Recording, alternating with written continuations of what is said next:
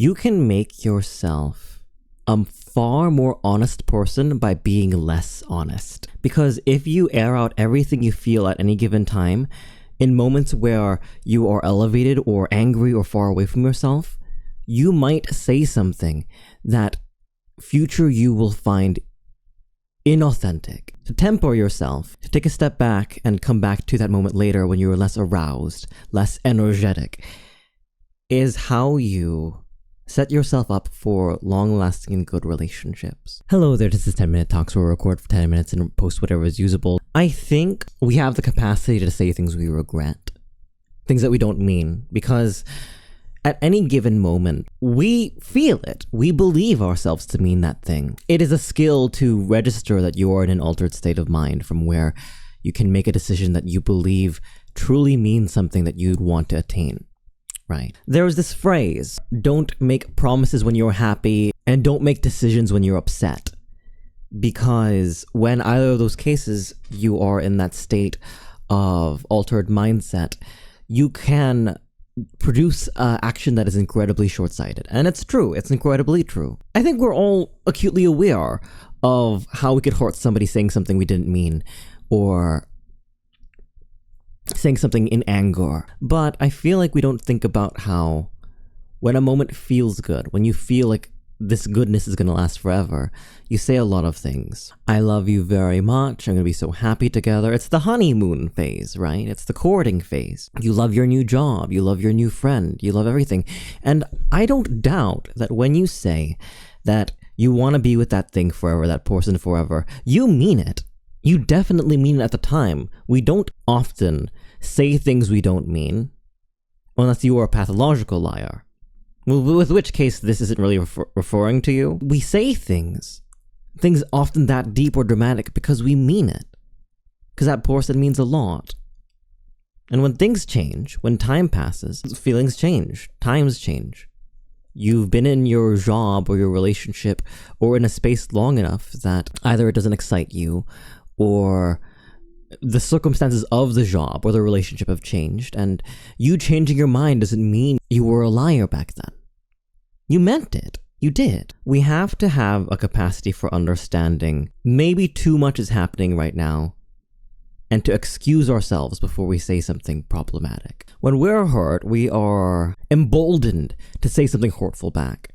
Even if you are not a spiteful or mean person, even if you're the kind of person who in their right mind wouldn't hurt a fly, you have the capacity to hurt somebody else. You can make yourself a far more honest person by being less honest. Because if you air out everything you feel at any given time, in moments where you are elevated or angry or far away from yourself, you might say something that future you will find inauthentic. To temper yourself, to take a step back and come back to that moment later when you're less aroused, less energetic, is how you set yourself up for long-lasting and good relationships.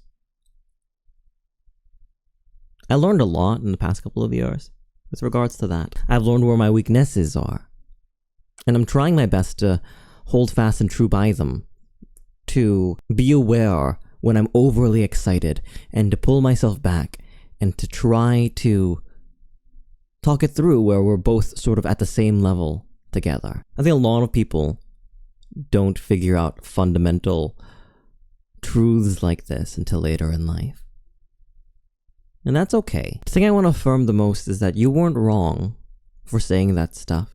Or rather, something can be incorrect and wrong while also being valid, right? Our emotions are often things that are just peripheral pains. I read somewhere that when you feel heartache, you can sincerely feel it in the chest and the stomach because your brain believes you to be injured. Your brain believes you to have taken damage because something hurts so bad. So where must it be? Oh, it must, since it's not in my arms, it's not in my legs, it's not in my ankles or my wrists, my backs of hands, anything I can see, it must be inside. Those emotions that we feel so painfully on the inside of our torso are manifestations that the brain makes because you were hurt. And the things we do while we're hurting are things that take more out of us to control than if we were simply not in pain. I have no envy for individuals with chronic pain. When I'm in pain, I become so frustrated, agitated, sensitive, and I just want to curl up. I can only imagine how that experience multiplied several times over and other people might feel. And then there's also, well, post-workout clarity is what I'm going to use, is the terminology I'm going to say in the taste of this channel. Post-workout clarity is also an example of our in the throes of pleasure and excitement realizing that we had gone too far or done something very weird or otherwise followed through with an action that we did not want to make. They exist. You're not wrong for being in the moment and choosing the decisions you did. Just let what you've learned inform you for the future. Ding ding ding, 10 minutes.